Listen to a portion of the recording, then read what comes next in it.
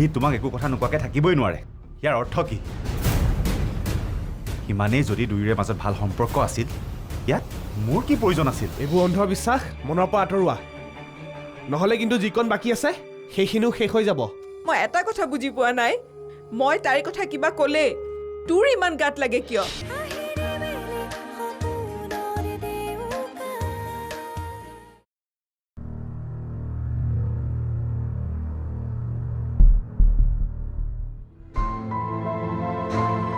দুবৰী, কি ভাবি আছা? নাই দেউতা, একো ভবা নাই। মই তোমাৰ মুখখন দেখিয়ে বুজি পাইছো তুমি যথেষ্ট মানসিক টেনশ্যনত আছা। কেৱল মই নহয় দেউতা, ঘৰখনৰ কোনো মানুহেই যেন শান্তিত থাকিব পৰা নাই। মই জানো। মই ভাবি ভাবি ভাগৰি পৰিছো, কি কৰিলে ঘৰখনলৈ আগৰ পৰিৱেশ ঘূৰি আহিব। ক'ৰবাত কিবা এটা বৰ ডাঙৰ গণ্ডগোল হৈ আছে বুজিছা। ভালকৈ চিন্তা কৰি এই গণ্ডগোলবোৰ ঠিক কৰি লোৱা।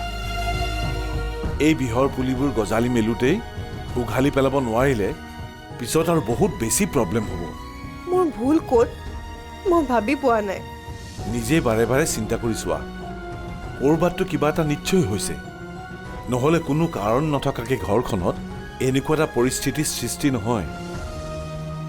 হয়তো তুমি যিটো ভাল কৰি আছো বুলি ভাবিছা, আন 10জনৰ কাৰণে এইটো ভাল নহ'বও পাৰে। মোৰ অসুখ হৈছে, ঔষধ খালে ভাল হৈ যাব, কিন্তু এনেকুৱা বেমাৰৰ কোনো ঔষধ নাই। ভিতৰে ভিতৰে সম্পৰ্কবোৰ খুলি খুলি খাই পেলাব।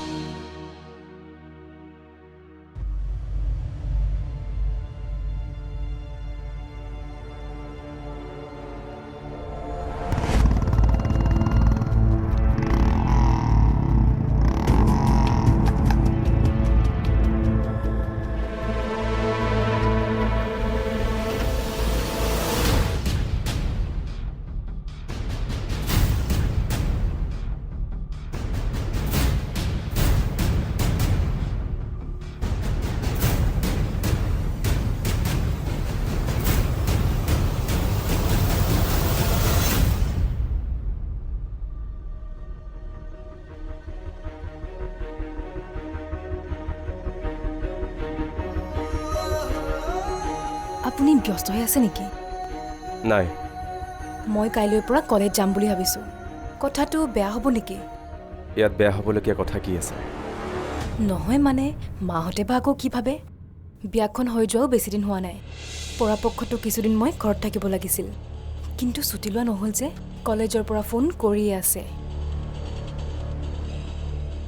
আচ্ছা, আপুনি কেতিয়াৰ পৰা জইন কৰিব? চাওঁ কেতিয়াৰ পৰা যাওঁ।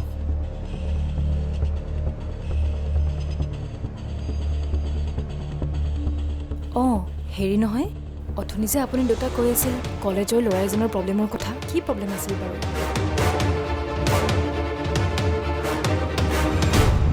তোমাক এইবোৰ কথা কিয় লাগে? নহয় মানে কথাটো শুনি জানিবৰ মন গ'ল। কি কৰিবা তুমি জানি? এইবোৰ কথা মাথা মাৰি থকাতকৈ নিজৰ কথা ভাবা।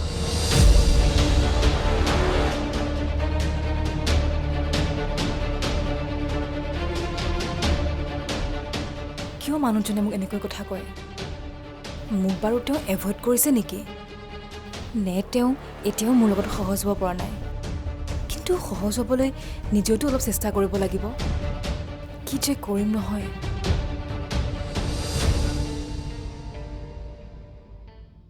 আপুনি বাৰু কথা এটা মন কৰিছেনে? কি কথা? আকাশৰ মনটো যেন অকলো মুকলি হোৱা নাই। মই কথাটো ভাবিছোঁ। এনেকৈ থাকিলে দেখোন কথাটো ভাল নহ'ব। বৈষ্ণৱীয়েও আজি মোক তাৰ কথা সুধিছিল। কি সুধিছিল তাই? তাইৰ লগতো বোলে আজিলৈকে সি ভালদৰে কথাই পতা নাই। সি কথা বতৰা কম কয় নেকি বুলিও সুধিছিল। সি কিয় যে এনেকুৱা কৰি আছে একো বুজি পোৱা নাই। আগতেতো সি এনেকুৱা নাছিলে। সকলোৰে লগত অনবৰতে হাঁহি ধেমালি কৰি থকা ল'ৰাটো হঠাৎ এনেকুৱা গহীন হৈ যোৱাৰ অৰ্থটো কি? মোৰ বোধেৰে ইমান সোনকালে সি বিয়াখন পাতিবলৈ প্ৰস্তুত নাছিল। সেইবাবে সি খঙতে অকণমান গহীন হৈ আছে। বিয়াখন হৈ যোৱাৰ পাছত ভাবিছিলোঁ লাহে লাহে সকলোবোৰ ঠিক হৈ যাব, কিন্তু সি মনৰ মাজত কিবা কথা লুকুৱাই ৰখা নাইতো। কিনো কথা থাকিব পাৰে লুকুৱাবলৈ? সেইটো সিহে জানিব। কিবা এটা কথা নাথাকিলে সি মানুহৰ আগত সহজ হ'ব নোৱাৰা কাৰণটো কি? মোৰ দেখোন কিবা ভয় ভয়হে লাগিছে। তাৰ বাবে নতুন ছোৱালীজনীয়ে দুখ পাবলগীয়া হ'লে বৰ বেয়া কথা হ'ব। তেনেকুৱা হ'বলৈ দিব নোৱাৰি। তাৰ মনৰ মাজত চলি থকা কথাবিলাকৰ উমান পাবই লাগিব। তেতিয়াহে এই সমস্যাটোৰ সমাধান উলিয়াব পৰা যাব। কিন্তু কেনেকৈ? সি যদি কথাবোৰ খোলাখুলিকৈ নকয় তেতিয়া? নকলে নহ'ব নহয়। যেনে তেনে ঘৰখনলৈ সুস্থিৰ পৰিৱেশ এটা ঘূৰি আহিছে। তাক মই এইবিলাক কৰি থাকিবলৈ দি ঘৰখনলৈ অশান্তি মাতি আনিবলৈ নিদিম নহয়।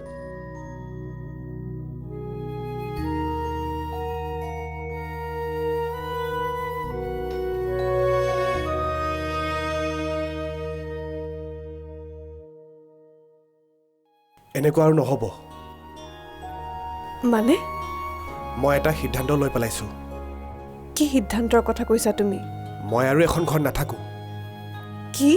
যিটো সিদ্ধান্ত তুমি লৈছিলা, এতিয়া সেই সিদ্ধান্তটো মই লৈছোঁ। কিন্তু কিয় যাবা তুমি ঘৰ এৰি? যাব লগা হ'লে মই যাম, কাৰণ ঘৰখনত যিবোৰ অশান্তিৰ সৃষ্টি হৈছে সকলোবোৰ মোৰ কাৰণে হৈছে। নহয় বৌ, সেয়া তোমাৰ ভুল ধাৰণা। আচলতে এই সকলোবোৰ মাৰ কাৰণেহে হৈছে। কাৰ বাবে হৈছে সেইটো ডাঙৰ কথা নহয়, কিন্তু সেই সকলোবোৰ জড়িত হৈ আছে মোৰ লগত। গতিকে ঘৰ এৰি যাব লগা হ'লে মই যাম। চোৱা বৌ, এতিয়া মই এজন ছিংগল মানুহ। মোৰ আগলৈ পিছলৈ ভাবিবলৈ কোনো নাই। কিন্তু তোমাৰ এখন সংসাৰ আছে। তুমি কেৱল তোমাৰ কথা ভাবিলে নহ'ব, তুমি দাদাৰ কথাও ভাবিব লাগিব। আৰু মই নিবিচাৰোঁ মোৰ কাৰণে তোমালোকৰ সংসাৰটো কিবা খেলি মেলি হোৱাটো। গতিকে তুমি তেনেকুৱা এটা সিদ্ধান্ত ল'লে বিপদবোৰ আৰু বাঢ়িহে যাব। মোৰ কাৰণে যদি ঘৰৰ ল'ৰা এটাই ঘৰ এৰি যাব লগা হয়, মা আৰু কঠোৰ হৈ পৰিব। মোৰ প্ৰতি তেওঁৰ ব্যৱহাৰ আৰু বহুত বহুত বেছি বেয়া হ'ব। কিন্তু ইমান ডাঙৰ এটা অপবাদ লৈ মই এখন ঘৰ কেনেকৈ থাকিম কোৱা? তুমি এটা অপবাদহে পাইছা, কিন্তু মোৰ কথা ভাবা। ঘৰখনত ঘটি থকা সকলোবোৰ সমস্যাৰ বাবে মায়েতো মোকে দোষী কৰি আহিছে, আৰু ইমানখিনি হৈ যোৱাৰ পাছতো মই ধৈৰ্য ধৰি আছোঁ। তুমিয়ে দেখোন মোক কৈছিলা যে সমস্যাবোৰৰ পৰা যিমানেই পলাবলৈ চেষ্টা কৰোঁ সমস্যাবোৰ বাঢ়িহে যায়। গতিকে এই অপবাদবোৰ দূৰ কৰিবলৈ আমি চেষ্টা কৰিব লাগিব। কিন্তু কেনেকৈ? মই আজি দাদাৰ লগত এই বিষয়ে কথা পাতিম। ঘৰখনৰ মানুহবোৰ আচলতে হৈছে কি মই আগতে জানি ল'ব লাগিব, আৰু তাৰ পাছতহে সিদ্ধান্ত ল'ম কি কৰা যায়। ঘৰখনত যিবোৰ ঘটনা ঘটি আছে ইয়াৰ পৰা পৰিত্ৰাণ পোৱাৰ এটাই উপায় আছে। সোনকালে বেবী এটাৰ কথা ভাবিব লাগিব। যেনে তেনে ঘৰখনলৈ মই আগৰ পৰিৱেশটো ঘূৰাই আনিবই লাগিব।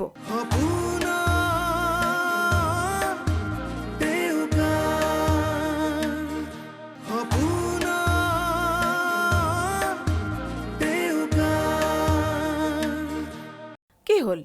তই এপাকো নাহিলি যে? ভিনদেউৰে তই আহিবি আহিবি বুলি ৰৈ আছিল। মই যাম বুলি ওলাইছিলোঁ বাইদেউ, কিন্তু হঠাৎ কাম এটাত ফচি যাব লগা হোৱাৰ কাৰণে যাবই নোৱাৰিলোঁ। আচ্ছা হেৰি, নবোৱাৰী কি কৰি আছে? আছে ঘৰতে ইটো সিটো কৰি। ইটো সিটো কৰি আছে মানে? তাৰমানে তই নবোৱাৰীক কামত লগাই দিলি? নাই অ', মই তাইক কামত লগোৱা নাই। তাইহে নিজে নিজে ইটো সিটো কৰি আছে। অ' বাইদেউ, এই ছোৱালীজনী সঁচাকৈ বৰ ভাল, বুজিছ? তহঁতৰ ভালেই হ'ব দে। তাকে ভগৱানে সকলো ভাল কৰি নিলেই হ'ল। আৰু মোৰ পিছে আকাশক লৈহে অকণমান চিন্তা হৈ আছে অ'। কিয়? কি হ'লনো তাৰ? সি যে মানুহটো সহজ হ'ব পৰা নাই, ভালকৈ কথা বতৰাও পতা নাই কাৰো লগত। তই পাৰিলে অকণমান তাক বুজাবিচোন। সি এনেকৈ থাকিলে নতুন ছোৱালীজনীয়ে মনত কি ভাবিব বাৰু কচোন? হ'ব হ'ব, তই বেছি চিন্তা কৰি থাকিব নালাগে। মই তাৰ লগত এই বিষয়ে কথা পাতিম। আচ্ছা সেই নহয়, ভিনদেউক কবি মই গৈ আছোঁ। ঠিক আছে, হ'ব দে, ৰাখ।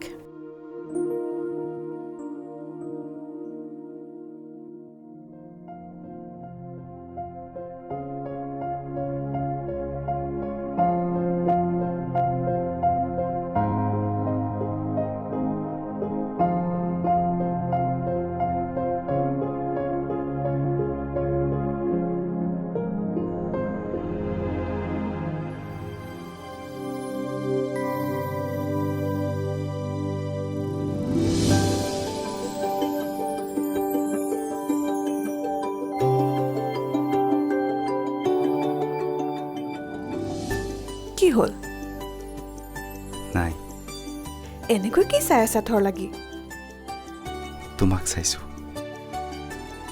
বিয়াৰ পিছত এই ৰঙা ফুটটোৱে তোমাক আৰু ধুনীয়া কৰি তুলিছে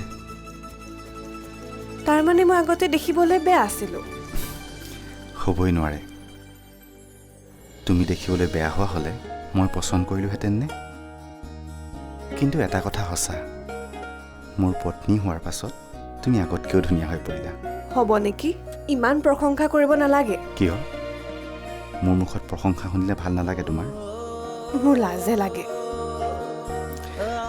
ধেত পাগলী তোমাৰ মা বহুত ভাল ন নিহাৰিকাক ইমান মৰম কৰে মোৰ দেখিয়ে মনটো ভাল লাগি গৈছে দুইজনীকে দেখি শাহু বোৱাৰী যেন নালাগে মাক জীয়েক যেনহে লাগে তুমি জ্বলিছা থেত মই কিয় জ্বলিম আকৌ মই কথাটোহে কৈছোঁ তুমি বিচাৰানে মায়ে তোমাক বহুত মৰম কৰাটো মৰমনো কোনে নিবিচাৰে মই ভালকৈ থাকিলে মোকো নিহাৰিকাৰ নিচিনাকৈ মায়ে মৰম কৰিব অকল ভালকৈ থাকিলে নহয় মাৰ মৰম পাবলৈ হ'লে আৰু এটা কাম কৰিব লাগিব কি কাম ঘৰখনলৈ অতি সোনকালে তুমি এটা ভাল খবৰ আনিব লাগিব মানে তুমি অতি সোনকালে এটা বেবী অনাৰ ব্যৱস্থা কৰা কি যে কোৱা বিয়াখন হৈ যোৱা 15 দিনেই হোৱা নাই আৰু তুমি এতিয়াই মই কথাটোহে কৈছোঁ আমাৰ মায়ে বেবী খুব ভাল পায় নিহাৰিকাহঁতে বিয়াৰ 2 বছৰলৈকে বেবীৰ কথা ভবাই নাছিল মাৰ যিহে খং নিহাৰিকাক ভালকৈ নমতাই হৈছিল হয় নেকি অঁ যিদিনাখনি সিহঁতে ভাল খবৰটো দিলে তাৰপিছত মাক কি চাবা নিহাৰিকাক ক'ত থম ক'ত নথম কৰিছিল কিমান যে কি কেয়াৰ লৈ থাকে তুমি দেখোন দেখিছাই বুজিলোঁ তাৰমানে মাৰ মৰমৰ বোৱাৰী হ'বলৈ ময়ো সোনকালে বেবী এটাৰ কথা ভাবিব লাগিব ৰাইট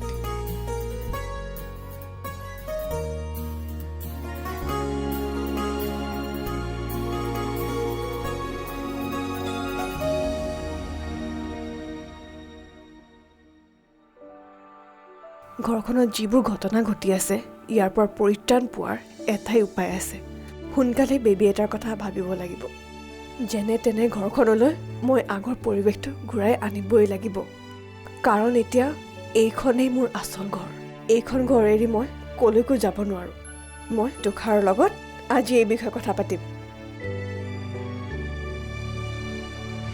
আপোনাৰ প্ৰেমৰ বৰ্ণনা আৰু মোক দিব নালাগে মই আপোনাক কথা দিলোঁ আজিয়ে মই দুবৰি গানি আপোনাৰ হাতত তুলি দিম মোৰ বাবে আপোনালোক দুখত থকাটো মই নিবিচাৰোঁ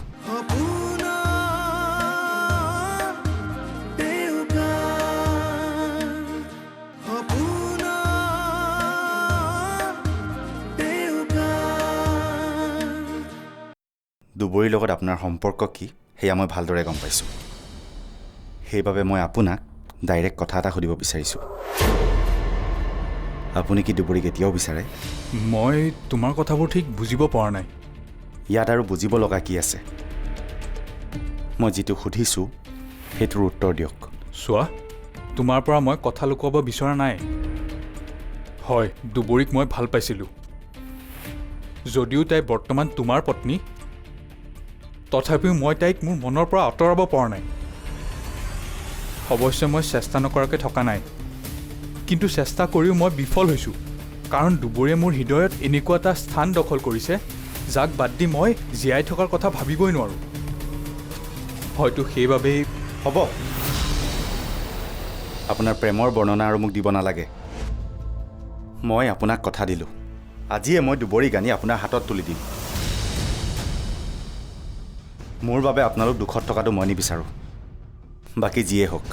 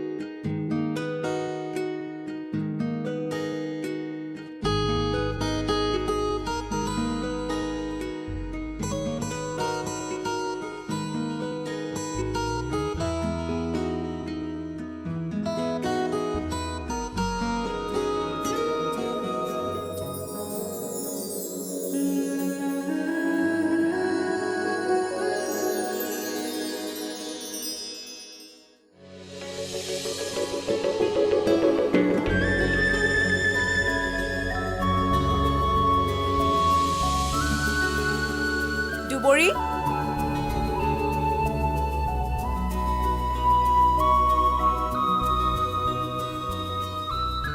এইবিলাক কাম এতিয়া কৰিব নালাগে নহয় কিবা থাকিলে মই কৰিম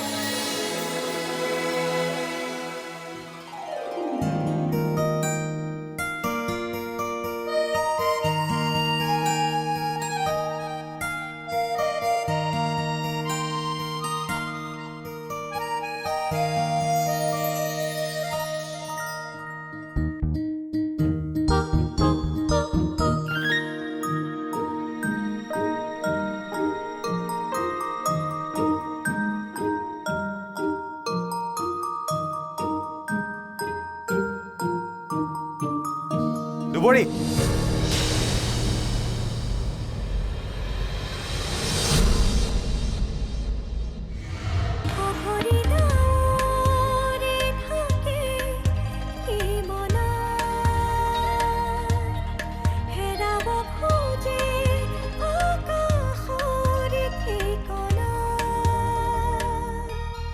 ভাঙে পক্ষী মন তেনো আপোন বিচৰাহে পাহে অত দি